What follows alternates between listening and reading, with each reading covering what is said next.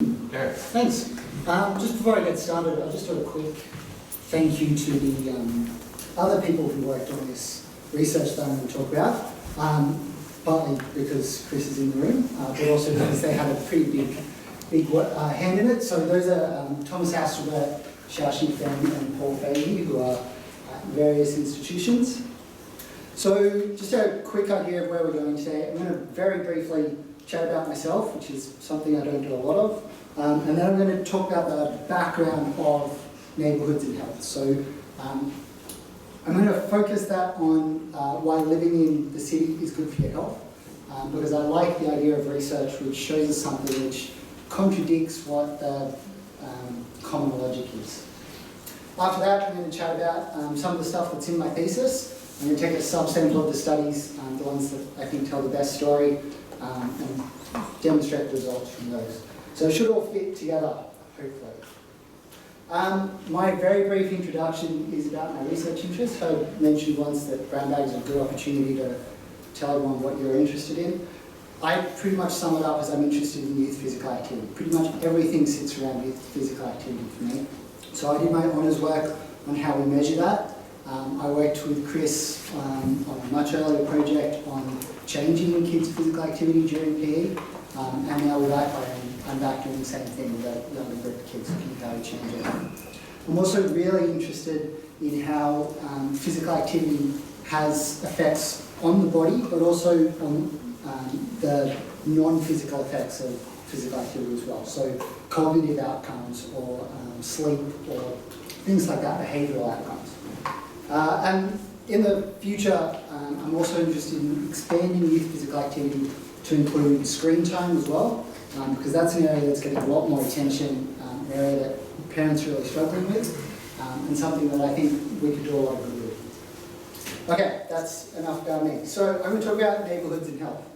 I want to start by pointing out that this idea that neighbourhoods are related to health somehow is not at all a new idea. Okay, so Aristotle was talking about this thousands of years ago, about how we should be designing cities or our areas that we live such that they improve our health. Or Aristotle was actually talking about building them so that they aren't detrimental to our health.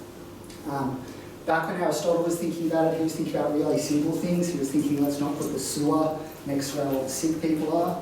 Let's not put it next to all the drinking water and things like that. As our cities get bigger and more complex, the question about how we do this gets harder to answer.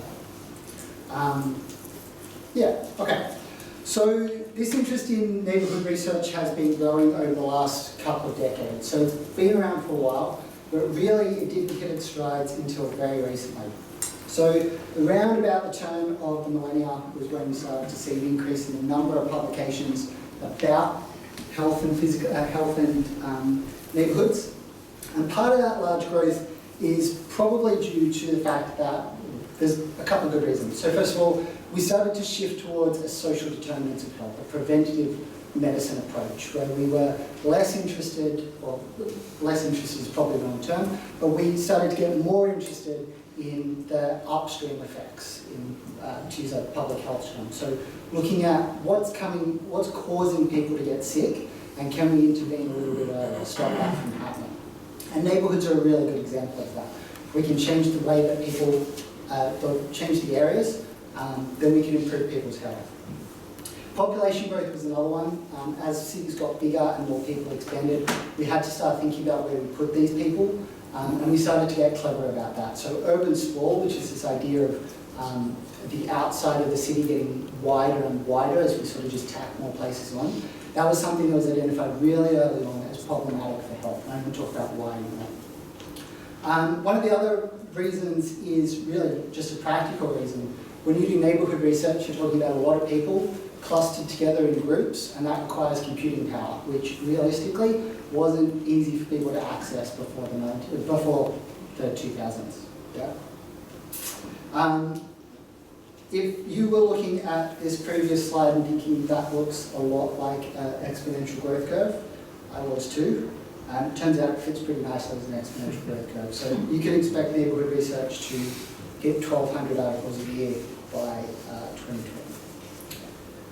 don't think so, but the R-squared value is impressive. Okay, so neighbourhoods and health. They've been linked to all sorts of health outcomes, okay? So obesity and physical activity and things like that. I'm not going to waffle on too much about this. Like pretty much anything that we're interested in, there's already a big body of evidence that says, yeah, there's an association here, and we're diving down a little bit deeper into why is that association there. There's two arguments that people make for why neighbourhoods might influence health, or why there's an association between where people live and the health outcome, okay? The first one is compositional effects, and the second one is contextual. Compositional effects basically just says that if we look at a group of people, which is what a neighbourhood is, and we take an aggregate of their health, or we take an average of their health, there's a good chance that the reason why one area might have lower health outcomes than another is simply because we've grouped sicker people together. So poor people tend to live with poor people, ethnic minorities tend to live with ethnic minorities, things like that. And so if we're just looking at areas purely like that, then it's logical to think that, yeah, if everyone lives in a poor neighbourhood, maybe that's the reason why they have poor health. The other argument is the contextual argument. So this is the idea that there's something in the neighbourhood which is influencing health.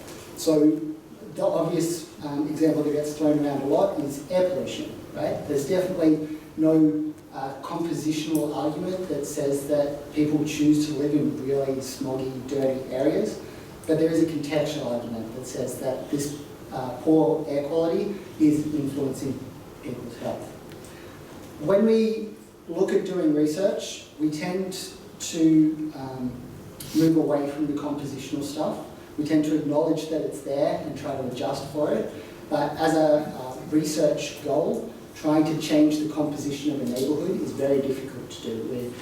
For ethical reasons, they won't let us just move people between neighbourhoods. You know, it would be good if we could distribute poor people equally among higher neighbourhoods. That would probably work, and it has actually been done, but it's not very practical. So we tend to focus on the stuff that we can change, which is the stuff within the neighbourhoods, especially as we're building new neighbourhoods. So I'm going to give you some example. I'll give you an example of compositional versus contextual. These slides, just so you know, I kind of Frankensteined this from a couple of different presentations. So this one, when I gave this one, it came from a lecture given at UWS. And I gave that lecture twice. I gave it in Penrith and Campbelltown. So I used data from Penrith and Campbelltown. And then I needed an extra subject as suburb to compare, because I didn't think the students would appreciate me comparing Penrith and Campbelltown. So I picked Corinda because it's about as different from Penrith and Campbelltown as you can get. So what I've got here is 1, 2, 3, 4, 5, 6, 7. The top 7 items here come from the Australian Bureau of Statistics data, so freely available data, which I pulled from the web. And the bottom 2 come from census data, census with an S, who are the guys who build the yellow pages. And this is more, a little bit less relevant to what we're talking about today. I still think it's kind of interesting. So you can see by pretty much any of the measures you look at here, even though they have reasonably similar population levels, the average income in Corinda is almost twice that of Penrith and Campbelltown. People tend to be a little bit older, which tends to mean, you know, higher paying jobs, and they also are much more qualified. Interestingly, or I think this is interestingly because it fits with the literature, is that the number of takeaway stores per capita in Penrith and Campbelltown is more than 4 times higher than that of Corinda. Which, I mean, if you just think about whereas supermarkets are the same or maybe just a little bit lower. And when you kind of think about like why that's happening, you can probably see why obesity might tend to get segregated towards those poorer neighbourhoods. So, okay, so just to reinforce this idea of compositional versus contextual, this was an example that was given to me by a guy from Harvard University who gave a talk on neighbourhoods and health. And he used this example I thought was really, really good. So the question neighbourhood research often asks is if we take people from one neighbourhood and move them to another neighbourhood, can we expect something to change? So using obesity as an example, if we assume that the rate of obesity or your risk of obesity is linked to your personal income level, then we'd assume that as your income level goes up, your risk of obesity goes down, right? And this is basically what that's saying. If we were to then take the averages of Ku-ring-gai or Penrith and Campbelltown and compare them, the reason the compositional argument would say that those two are different is only because the two groups of people are made up of people with different incomes, right? If we look at the contextual argument, what we're saying is that while they both have the same change in risk, there's something else going on in the neighbourhoods, that contextual effect, which is saying that there's something within the neighbourhood which is causing these two groups to be different even after we take account for their income. Yeah? So it could be something like takeaway stress.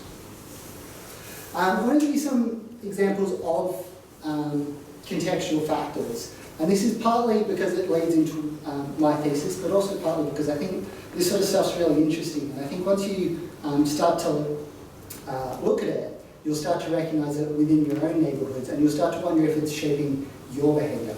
So one of the big ones, one of the ones I really like, is connectedness. And this comes back to an idea of walkability. So there's a free website you guys should check out called walkscore.com. Walkscore will give you a score for any address or any city, pretty much anywhere in the world. And what it does is it calculates how far you can get from your neighbourhood when you're walking. And it gives you a score from 0 to 100. Okay? So 100, which is places like downtown New York, means that you can get to lots of different destinations by walking. A really low score would mean that you kind of need a car. It's car dependent. They also introduced bike score recently as well, which does more or less the same thing. So this is an image that gets thrown around all the time when you hear about neighbourhoods and health. It's a comparison of how far you can walk if you live in a sprawling suburb versus if you live in a connected neighbourhood.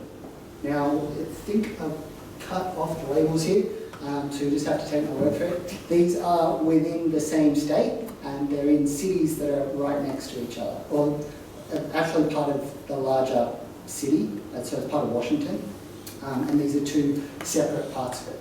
And so when you look at this, you can see the difference between how far a person can walk if they're only walking 1 mile in a connected neighbourhood where there's all of this, where the grid layout is logical and it's easy to get to places, versus a sprawling neighbourhood where really you can't get very far. And the other thing to note is that all of this is residential, whereas all of this is mixed. So the pinkish bits are commercial areas. That means that you can get to stuff that you need to get to without taking out a car. So that's where connectedness really comes into. So I said that those images get thrown around a lot. Every time I see a talk on neighbourhoods and health, these are the two images that people show. I think partly it's because it's powerful, but I think also it sort of shows that this sprawling neighbourhood, which is what people seem to want to live in, is detrimental. But the thing that always bugged me when I saw this image was, could those two neighbourhoods be completely different? Like, are we comparing apples with apples here? Are we saying that if you want to live in a nice house, you have to live in a sprawling suburb and have a car? Or are we saying that you can still live in a connected neighbourhood and get to all the destinations and still live in a nice area? So I actually looked up the areas. This will show you how much of a nerd I am. So I looked up the actual areas for these, where these images were taken. And I jumped on Google Maps and I found those locations. Right? So this one is the sprawling neighbourhood. So you can see it's pretty green. There's lots of trees around here. All of this is residential, right? There's no shops at all in there. And you can see that there's lots of dead ends, not many places to go. So that's in Bellevue. In Seattle,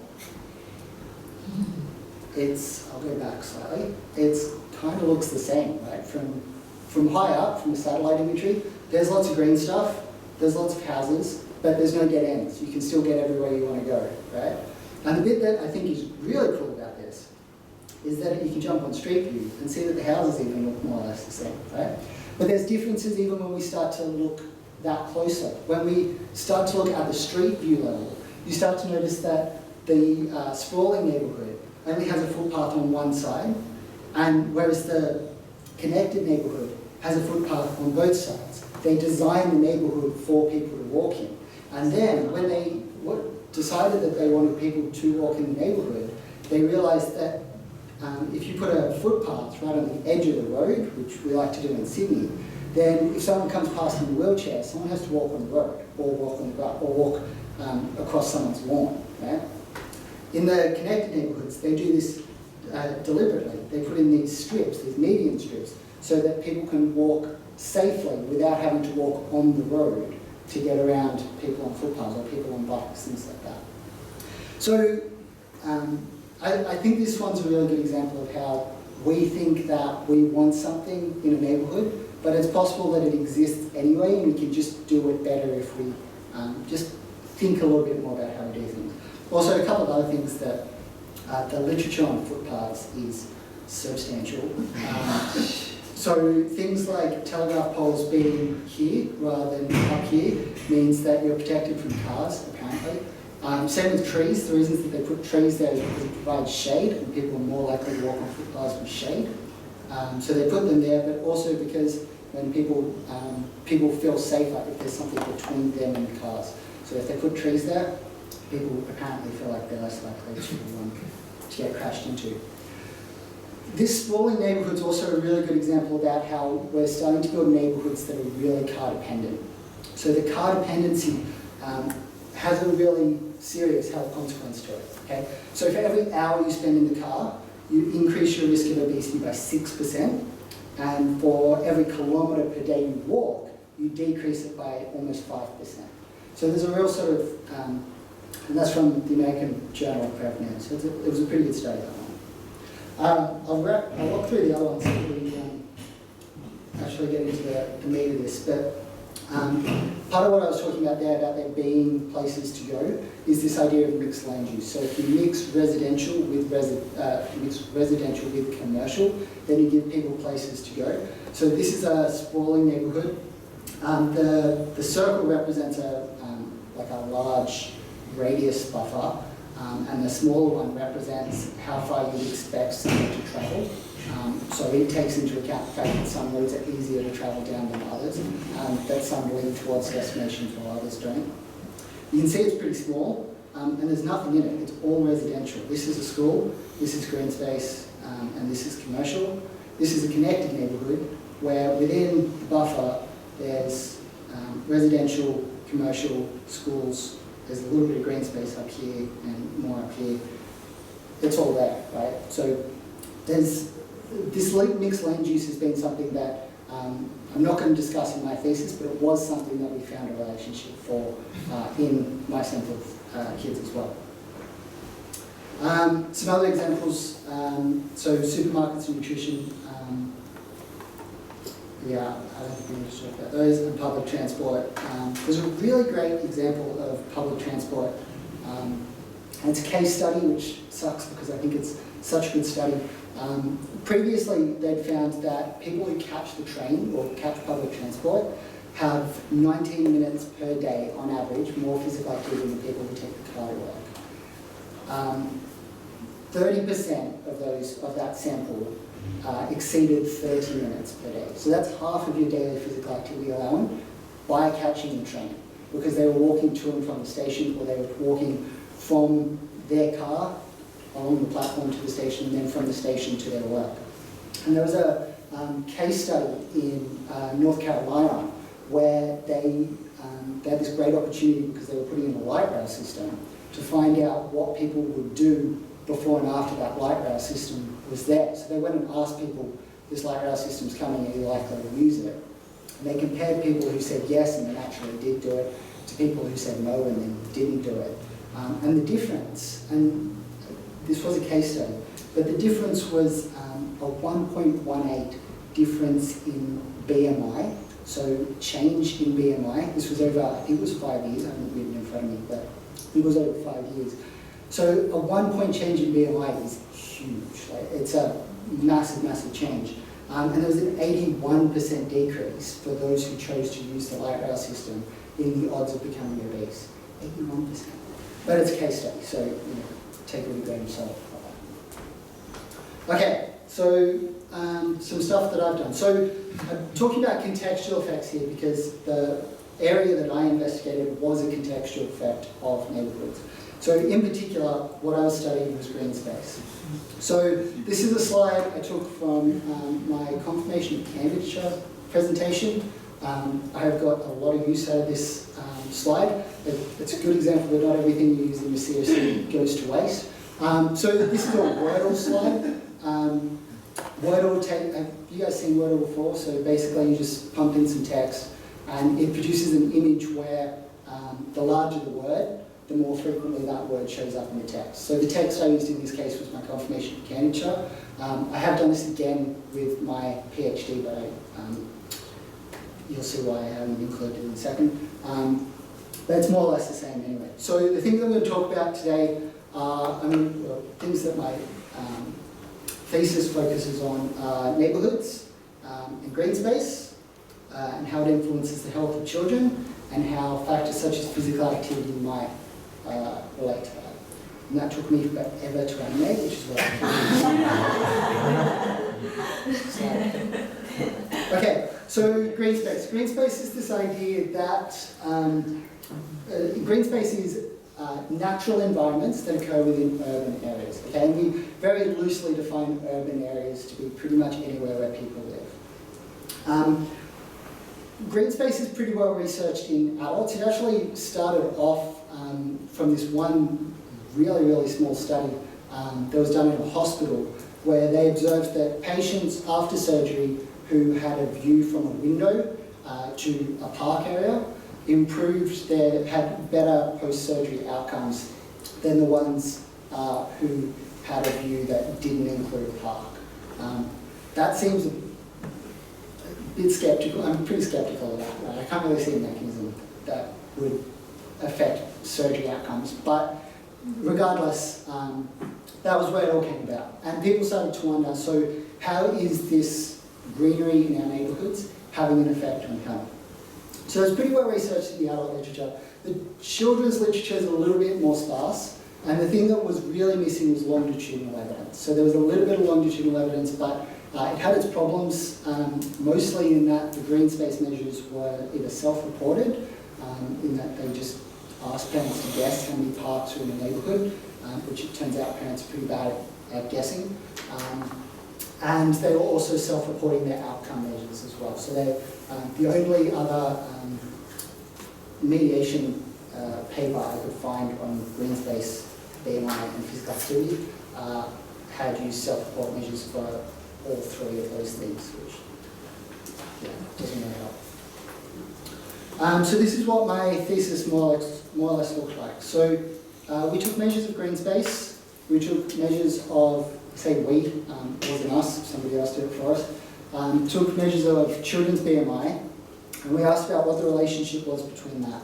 Then we looked at what, Just BMI for those uninitiated. Body mass index. I will explain that a little bit more in a sec, but basically we looked at how much they weigh. Fair enough.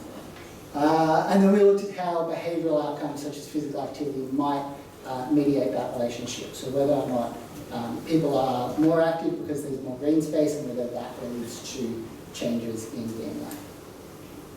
So I'm going to present 3 studies, but the studies have some overlap in terms of the methods that we used. In particular, the sample. So we used a sample known as, I call it the Longitudinal Study of Australian Children, or LSAC. The study participants know it as Growing Up in Australia. So this was a study that started off in, it was initialised in 2002. But didn't start to collect data until 2004. It was funded by the Department of Family Services as part of their push to get longitudinal evidence of developmental outcomes from Australian children, because that's something that's never been done before and it hasn't been done since. The only other longitudinal studies in Australia are the biggest ones in Melbourne of children, so the biggest one is in Melbourne. And it's been running for quite a long time. There's also LSA, of course, but it's not national and it's not children. Is it national actually? Yeah, it is national, sorry. No, children is the bit that they're missing What's Hilda got in? Adults, so that's households. Yeah, households for the information there. So their goal was to collect data on a representative sample of Australian children. And they didn't quite succeed there, but they got reasonably close. And they wanted to follow them up for at least 9 years. So that would have been 4 waves of data collection. They're actually just about to start kicking off the 8th wave of data collection, so they've managed to repeatedly secure funding. And the data set is now worth in excess of $100 million. So they've done a pretty good job. They used a 2-stage clustered design to get the children. So what they did was they identified all of the eligible children in Australia from Medicare. Children were eligible if they were born between, and I'll have to put this up, between March 2003 and February 2004, or March 1999 and February 2000. Okay? So what that means is there were 2 groups going through. There was one group who were very young, so less than a year old, and there were one group who were 4 to 5 years old when the study started. Okay? They call those the B cohort and the K cohort, B for baby, K for kindy. So they identified all those kids, that was the first step. After they'd identified them, they picked all the postcodes that had kids in them and stratified eligible kids in them, and then stratified them by urban and rural status. From there, they started randomly sampling the postcodes. So the postcodes were the stratification unit that they were using there. They wanted to recruit 20 kids per postcode because they wanted to be able to do some analysis like what I'm going to show, which is based on grouping of kids, and you need kids to be clustered for that to work. And they actually managed to, so 20 kids per postcode would have been around about 2,500 kids per cohort, which would also have been about 1% of the total population of those age groups. They actually did even better than that.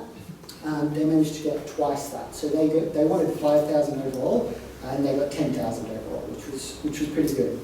The overall response rate was about 53%, but the recruitment rate obviously is a little bit higher. So for a recruitment rate, they basically just got rid of all the people that they couldn't contact, people who just never responded to any of their contacts, and then put the remainder as the recruitment rate. So around about 60% of people who were contacted agreed to participate, but obviously there's some attrition there.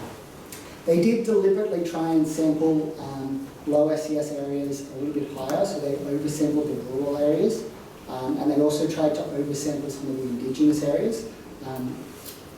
Looked like it worked at the beginning, but unfortunately due to attrition, those people tend to drop out first.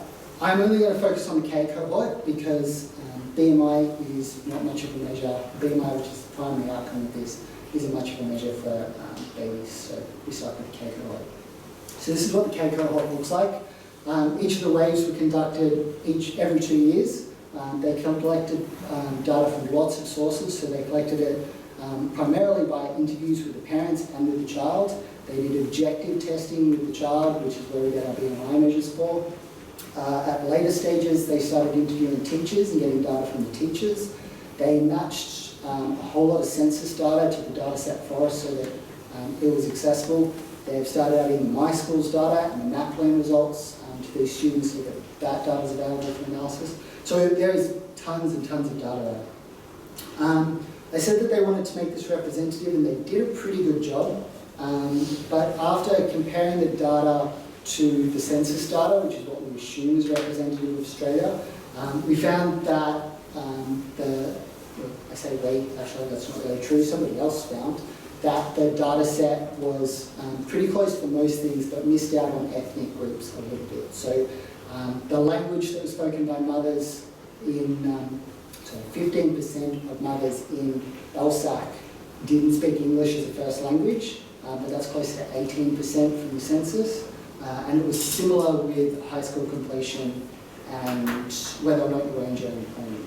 So both of those were higher in LSAC than they were in the general population. There wasn't huge differences, but those differences did exist. To combat that, LSAC provide weights so that you can adjust for these things. We chose not to do that, mostly because we weren't really interested in the prevalence of obesity. We were just interested in the effect of green space on BMI. The other data also came from the Australian Bureau of Statistics. So this was the measure we used to derive green space. So to do that, we took mesh blocks, which are these very, very small land parcels, about 350,000 of them across Australia. And each mesh block is assigned a tag based on what it is. So some of them are tagged as residential, 100% residential. Some of them are tagged as commercial. Some of them are tagged as green space. So we chose all the ones that are green space, aggregated them, and then worked out the proportion of statistical area, SA statistical area, that was made up of those green space mesh blocks. We wanted to use SA1s, which are the small ones, which are much more like neighbourhoods. They have about 1,000 people in them, maybe slightly less. But I got in a little bit of trouble trying to do that. Apparently they took that out of the data set, and it was still in my data set, so when I called them to ask if I could have the rest of the data, they weren't very pleased with that. So we switched to using SA2s instead, which are a bit bigger. They have a mean population of about 10,000. The range is between 3 and 25,000. So you can probably think of them as around about a suburb. And they were designed to be representative of communities. That was when they started drawing these lines, which they did in 2011, they wanted them to be representative of communities. Mesh blocks, by the way, match up perfectly with SA1 boundaries, and SA1 boundaries match up perfectly with SA2 boundaries, and so on and so forth until you get to states, and then all of Australia. So the last version of this that they had, that wasn't true, and that was a bit of a nightmare for people doing some of the analysis. Okay, so the first study of my thesis, so that was the title, and it basically just looked at this part of the relationship. So what's the relationship between green space and BMI?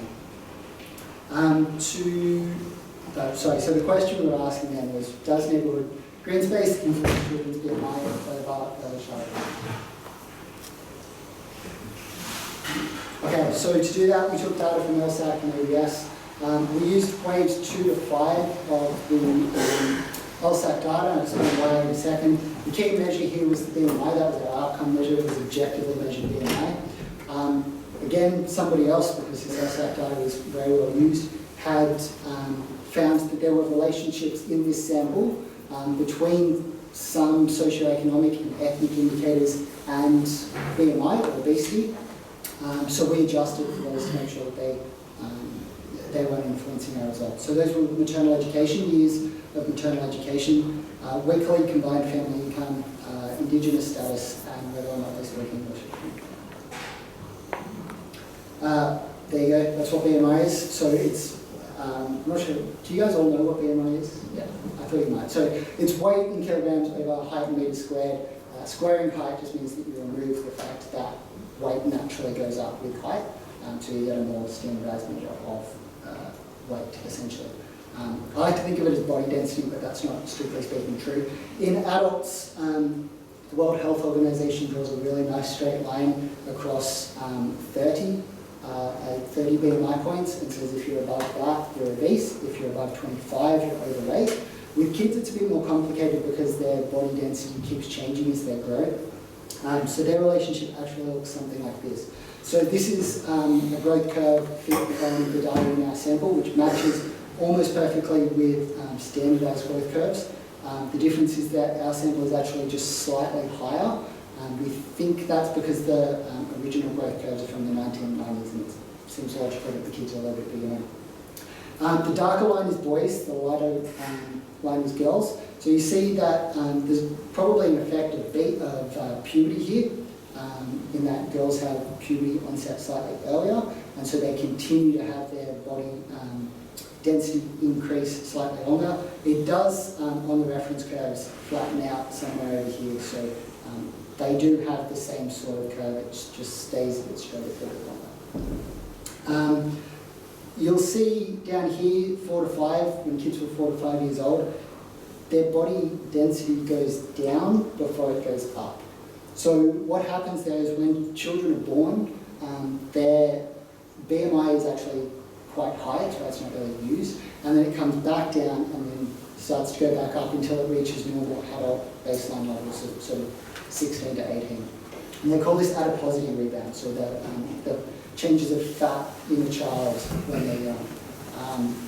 For this reason, because this is a bit annoying to deal with in the data, we just got rid of that data for this one. We just started when the kids were 6. So on average, kids stop adiposity rebound at age 5.5, so we figured that was okay. We fit multi-level growth curves to do this. So to fit those, we took SA2s, we nested kids within them, and then within each child we nested their measurements. The other way to do it is you can nest children within measurements, measurement periods rather. I did both, it makes no difference from my data, you get almost exactly the same results. So we went with this one because it's nice and easy to explain. So the question was, does neighbourhood green space influence a child's BMI over early childhood? And it does, but only for boys and only when they're older. So the results basically look like this. If you plot the green space for those who are in the 0 to 5 category, so 5% or less green space in their neighbourhoods or their SA2s, their trajectory is statistically significantly higher than those of all of the other groups. And there's no differences between the groups for these kids down here. Okay? So the main finding then of that study was that those in very low green space neighbourhoods have a higher BMI compared to those who don't, after adjusting for the confounders. The gap appears to be growing, and it would be interesting to know if that gap continues to grow when these kids are adults. For girls, there's nothing going on. The lines are more or less random, the confidence intervals are all over each other. There were no significant differences for girls for any of the categories. So basically, green space good for boys, not for girls. For the second study, we looked at this part of the relationship. So we took green space and we asked what the deal was with physical activity. So is there a relationship between green space and children's physical activity? We also took measures of screen time because that was something else we thought might be having an effect there. So pretty similar in terms of methodology. There's no adiposity rebound in terms of physical activity. We expect physical activity to be more or less the same, not more or less the same, sorry, but we don't expect there to be the rebound effect that there is for adiposity. So we use all 5 waves of the data here. We measured physical activity using time use diaries and questionnaire data, so I'll explain the time use diaries in a second, and the controls we kept the same so that the story fit nicely. So the time use diaries are a bit of a nightmare. So what the LSAC people did in their infinite wisdom was change the way that they measured time use diaries halfway through the study. Okay? If you're designing a longitudinal study, think of the poor PhD student whose thesis this is sort of really going to affect when they're doing this. So what they did was, at waves 1 to 3, they administered the time use diary. It was called a light time use diary to the parent, and the parent reported on behalf of the child. Okay? They did that for 2 days, a weekday and a weekend day. And all they had to do was colour in some little boxes that said what the child was doing. They could colour in up to 6 boxes. There were 26 pre-coded activities that they could choose from. So things like walking for leisure or fun, or watching TV. And they could colour up to 6 so that they could account for activities that kids did simultaneously. So if they were eating and watching TV, you could take that into account. Then at waves 4 to 5, they decided that it would be better to get that data off the child, and it'd be better to do it for just 1 day. So they switched from a light time use diary to more of a structured interview recall type of diary, which is where the child would list all of their activities during the day that they did and the times that they did them. And then the interviewer would sit down with the child, prompt the child to give contextual information, and then fix that data that they got from the child to a pre-existing framework, coding framework, so that they could compare the children. The big problem with this was that it meant that we went from having kids who had 2 days of data, one on a weekday and one on a weekend day, only having 1 day of data, and that meant that 5/7 of the sample didn't have weekend data and 2/7 didn't have weekday data. which is, again, a bit of a problem when you're trying to fit longitudinal data. What we did to process the data was we took the coded activities and we identified which ones represented physical activity. So walking was obviously a physical activity, riding a bike was a physical activity, and we tagged those as physical activity, and we did the same things with things that could be allocated as screen time. Once we'd done that, we aggregated over the 96 periods for waves 1 to 3 that parents could respond for, or added up the total number of minutes that was available in waves 4 to 5. And we came up with a number for each child, which was an estimate of their physical activity or screen time. Not a perfect estimate, especially for a guy who did a thesis on measuring physical activity. We wanted to use that data in a couple of ways, so we also used a binary measure of physical activity, which was where we just used the Australian cut points for Australian guidelines rather for physical activity, which is more than 60 minutes of physical activity and less than 2 hours of screen time per day. Parents also provided questionnaire data where they were asked questions about whether their child enjoyed physical activity, but they were also asked to estimate in hours and minutes how long their child spent watching TV or playing computer games and things like that. So we also tested that one to see if there was any difference in the results. So again, the question, green space and physical activity over early childhood, yes, and again, only if you're a boy. So the results, unfortunately, I couldn't really think about it. I don't have a nice graph like the first day to show you there. So to simplify it, so that was the full results. The bolded ones are the ones that are significant. But to sort of simplify it a little bit, in terms of physical activity, green space was associated with a 10% difference in green space was associated with these outcomes. So greater odds of choosing physically active pastimes, lower odds of not enjoying physical activity. We reverse coded that item because almost no parent reported that their children didn't enjoy physical activity, regardless of how much physical activity they did. They got slightly more physical activity on weekdays when they were younger, slightly more physical activity on weekends when they were younger.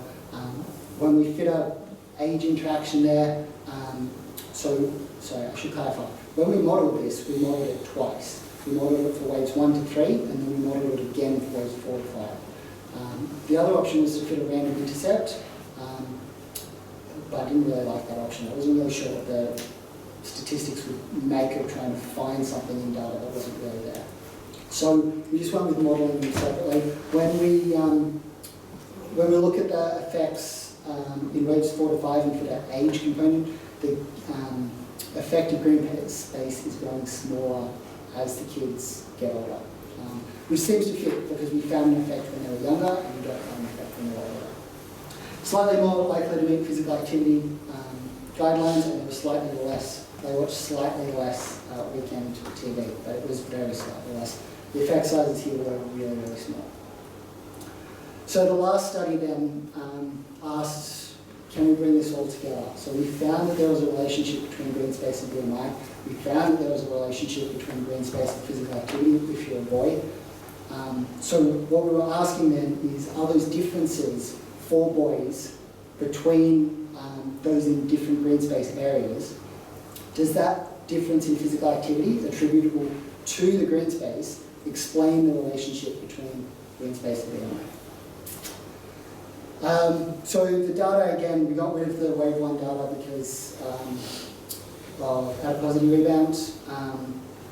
We used the PA measures that we found were significant because it was one of the conditions of mediation that the predictor predicts the mediator before we start looking at the outcome, and we included all of our usual controls. This is it for the stats notes out there. This is what our models looked like. So we did it twice because there were a couple of arguments that me and my primary supervisor couldn't decide on. One of them was whether or not we should look at green space impacting on physical activity later on, and then whether that influences BMI, or whether green space influences physical activity immediately, and whether that has the effect on BMI. So we call one temporal. This is where green space is influencing the next wave of data's physical activity. We called one contemporaneous, which meant that we were looking at whether or not green space influenced physical activity immediately and whether that had the following effect to BMI. We modelled them using this, and then we used a really basic measure of mediation test, which was to see whether or not the total indirect effect, which is the effect left, we'll go back a couple of steps, which is the effect that flows through here. So the effect of green space on BMI through physical activity, whether that indirect effect was significant. The other way to think about it is that you regress green space on BMI, and then you regress green space on BMI adjusting for physical activity, and you see if there's any change in the outcome once you've done that, whether or not that resulted in attenuating. So the question was, do differences in physical activity behaviour attributable to green space explain the BMI relationship? And the answer is nope. We found no evidence at all that the changes in green space were significantly influencing those, the changes in physical activity were explaining the relationship between green space and BMI. There was no evidence at all in our data that we could find to prove that. This is partly, so that's the second order results, this is partly probably because the physical activity effect was really small and pretty easy to wash out, and it's probably also because this wasn't the most efficient or the most complicated statistical analysis. One of the problems that we had was trying to do a longitudinal multi-level clustered model, which also allowed for mediation, was something that we really struggled to get to work. So what we did instead was we fit each pair of waves, so waves 1 and 2, waves 2 and 3, as separate models and examined them separately there. So that was basically the story. So the possibilities for why we didn't see a reason there, we think are partly due to that physical activity measure, could also be due to physical activity quality. We think that probably explains the relationship between green space and girls' BMI, the fact that we measured the quantity of green space in a neighbourhood, but we didn't measure how nice that green space was. And there's also some pretty good evidence that girls have a lot lower independent mobility, which is this idea that they can move freely around neighbourhoods, than boys. And so what that would mean is that even if the green space was there, they might not be able to go and use it and receive a health benefit from it anyway. Yeah, so that was my thesis. Yeah, any questions?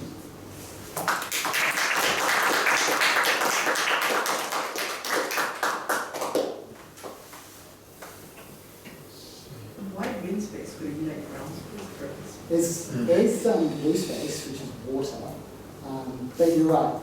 We call it green space, but technically if the park was brown because the grass wasn't green, that was green space too. So, What I meant was, what if it's concrete space but people can walk? Yeah. Is there something special about trees? About green space? Yeah. Yeah, so that's a good question. So one of the ways they distinguish between the two in literature is they call one public open space. And public open space includes those areas which are made up of concrete. New York City, for example. Yeah. I didn't know that. Yeah, that's right. Well, I mean, that's Central Park. Well, I guess it is. Yes. Yeah, and I mean, lots of parks have, basketball courts or things Something like like that. that, yeah. But that all would have been classified as green space on the ADS and chart. I see. So if it was classified to be used as a parkland, it would have been okay. If it was a commercial property that you could use, so for example, a golf course is an example of something which is kind of a green space but isn't really a public open space, that wasn't included in that. Because I've seen this, there's some studies showing that being in nature or whatever is supposed to be good for your well-being, but there's some problem with those studies because other studies have shown that it's not necessarily being in nature or whatever, it's what you identify with. People who love being the city life or whatever. Yeah, I think Rihanna would argue that, definitely. And that was what you found, wasn't it? They're happier in in cities and they are miserable. Yes, I think personal preference is a really big part of this, and unfortunately I didn't put the slides in about selection bias, which is a problem in neighbourhood research, although we don't think it was a problem here. But yeah, absolutely. I mean, people choose to live near what's important to children. So, I'm fascinated listening to this because a lot of my research is looking at contextual effects in schools. yeah. And there's lots and lots of overlap and similarity. I was intrigued with the mediation analysis. Let me see if I've got this right, what you found. Green space had some effect on physical activity. It had some effect on BMI, Yeah. but those two effects were reasonably independent, Yeah. so that there was no mediation. That's surprising, and I guess if the effects were independent, I mean, it is possible that the mediation went the other way.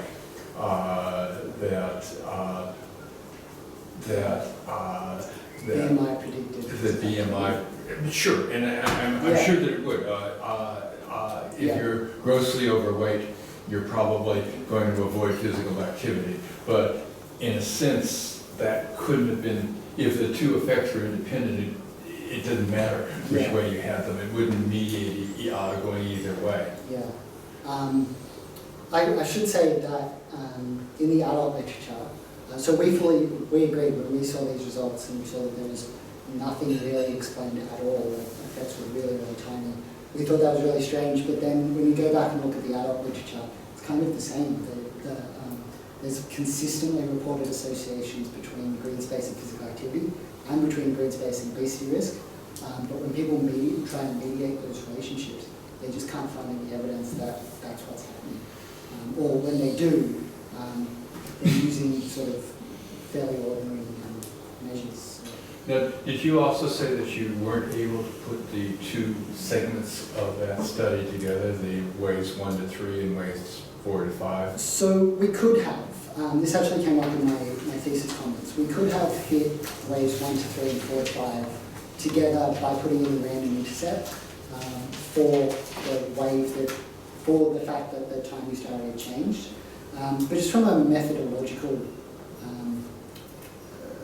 point of view, we didn't really think that was appropriate. I mean, we changed the measure and we changed the person who was reporting that data.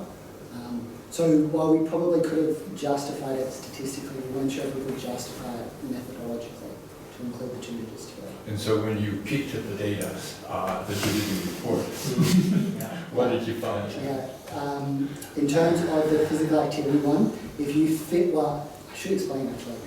I don't have the graph here, but when you plot the physical activity by age graphs, kind of like I did with BMI, for physical activity, you can see that there's a big change after they changed the measure. So once, and it was actually kind of surprising because it was going down for waves 1 to 3, so the level of physical activity was going down, which fits with the literature.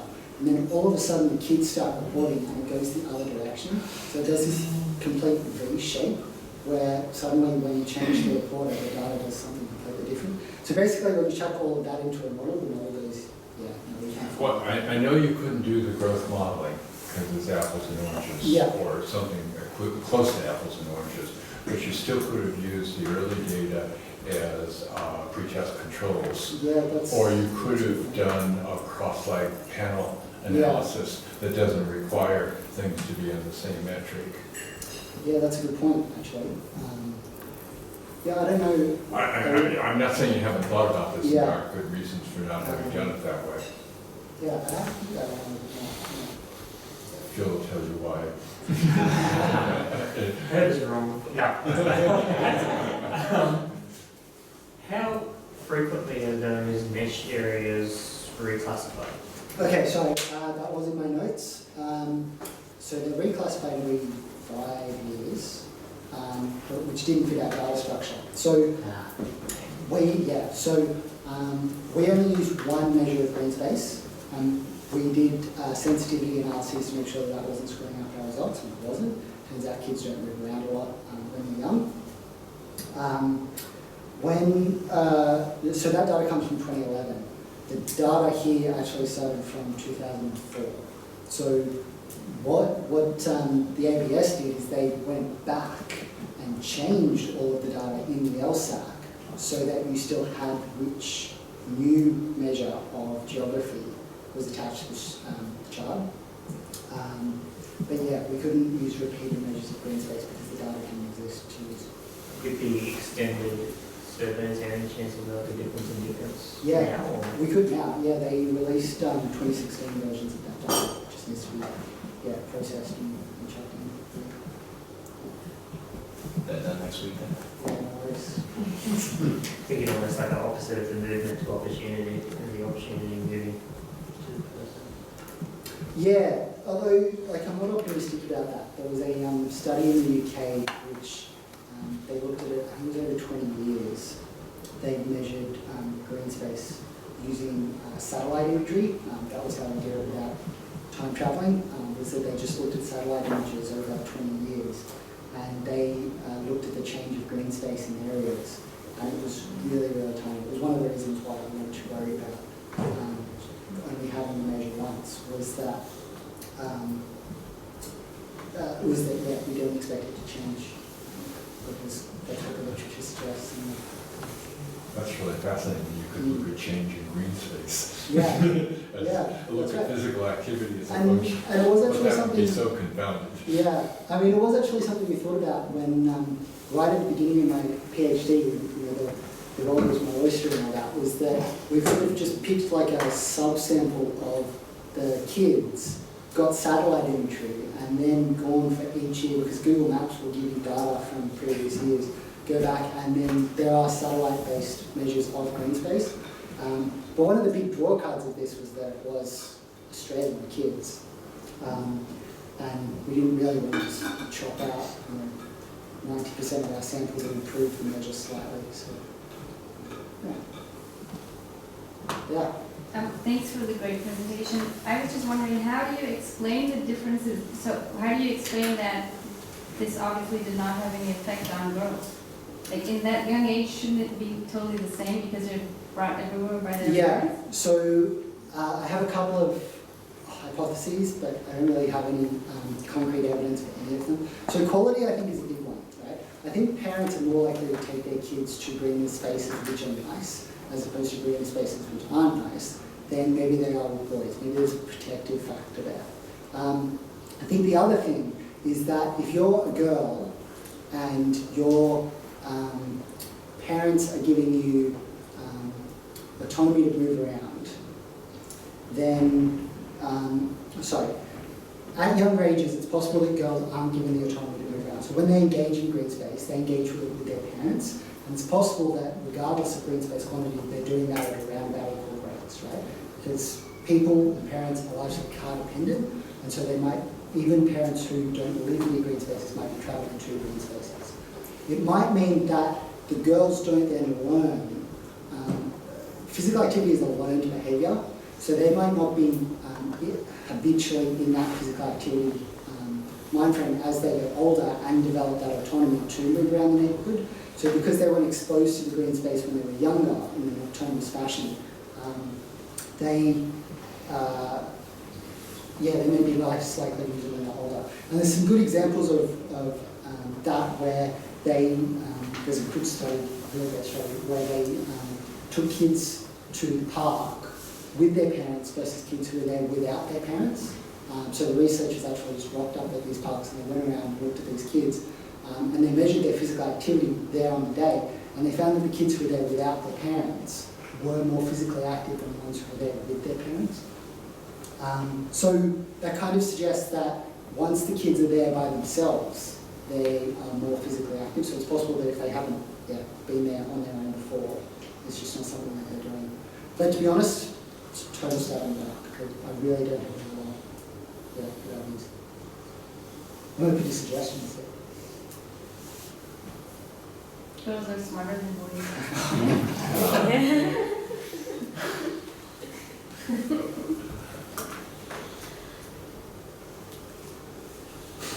Well timed, Taryn. 1:31. Yeah.